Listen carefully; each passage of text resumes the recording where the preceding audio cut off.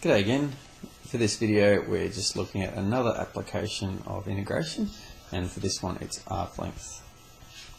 So what we're talking about with arc length is if we have some function, we want to know how far it is between some x value of a and an x value of b, between these two. In other words, how far, if you walked between those 2 points, how far is that length? And what we find is that that length is equal to the integral between a and b. I'll show you this in class. Square root of 1 plus dy dx, so the derivative of the function squared dx. So that's your formula for finding out the arc length. Let's go to an example. Find the arc length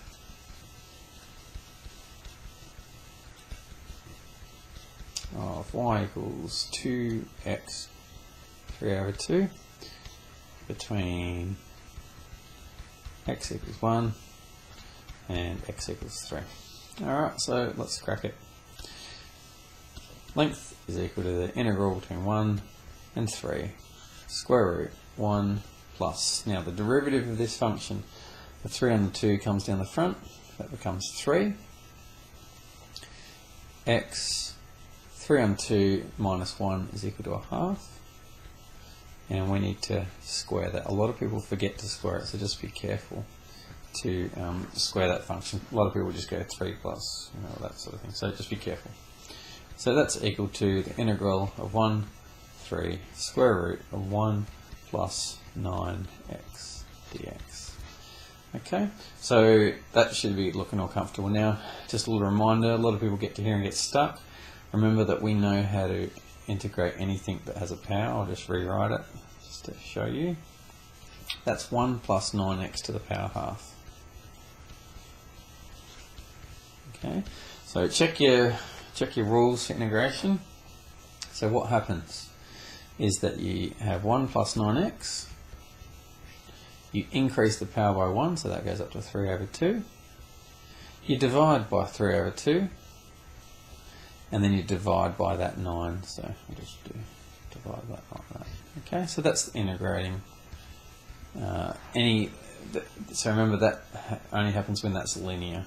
A linear to the power is always that, so you divide by the 9, and you divide by what the power gets raised to. Okay, so good. I'll just simplify it before I do anything. So that's 2 on 27. 2 27ths, 1 plus 9x to the 3 on 2. Didn't really need to do that, but there we go. Equals, let's put the 3 in there. So that's 2 27ths. We'll just leave that out the front. 1 plus 27 to the power 3 on 2. So just check that I got that right. 3, yep, good. I'll just leave that 2 27ths right out the front. Minus 1 plus 9 to the 3 on 2. Okay. It doesn't look like this is going to come out to anything nice.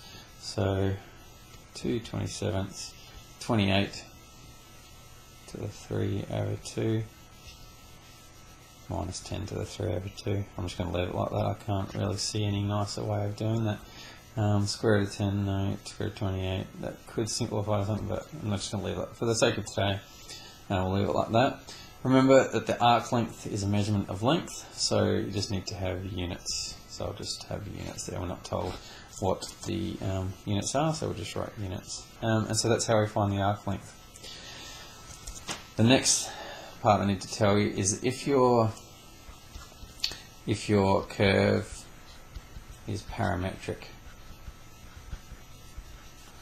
Okay, if your curve is parametric, then the arc length is equal to, it's a slightly different formula between a and b.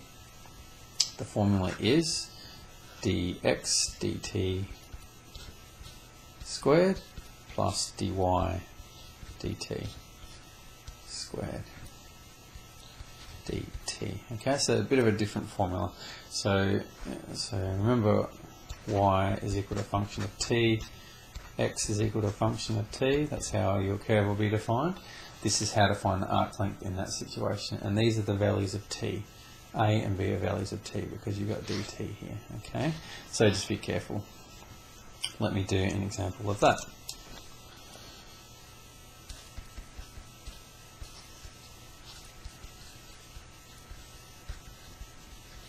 So final arc length of y equals 2 sine t, x equals 2 cos t,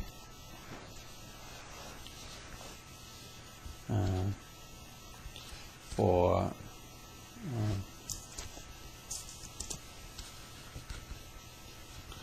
between t equals 0 and t equals pi on 2.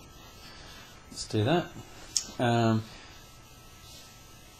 Here we go. Arc length is equal to between 0 and pi on 2, the square root. Now, dy dt is 2 cos t squared plus dx dt is negative 2 sine t squared dt. We'll have enough space if I go down. Let's see, 0 pi on 2. Now let's do this. So this is 4 cos squared t plus 4 sine squared t dt. Now you can probably see it already, but I'll just go a little bit slower just in case you can't. That's the square root of 4 cos squared t plus sine squared t. Okay, so just taking that 4 out. And this here, right there, that's 1. Okay, cos squared plus sine squared is always equal to 1, no matter what's going on. So that's just the integral of 0 to pi on 2. 4, the square root of 4 comes out of there, goes to being 2 dt. Nice and simple. Now you might have asked me, you've got square root of 4, and you've taken the square root of 4, isn't the square root of 4 plus or minus 2? You are correct. In this case, because my t values are both positive, we've got 0 to pi on 2, I don't need to consider negative values of that, so that is fine, like 2t, 2.dt, pardon me. So that's equal to, integrate that, we get 2t integral pi on 2 to 0, which is equal to 2 times pi on 2, which is pi, minus 0, which is just pi. So the arc length of that is pi units. And that's how we do it. So that's calculating arc length in 2 different ways, depending on whether y is defined as a function of x, or whether the curve is defined parametrically as y as a function of t and x as a function of t. So just be careful of those formulas. People always forget to square the derivatives. Enjoy.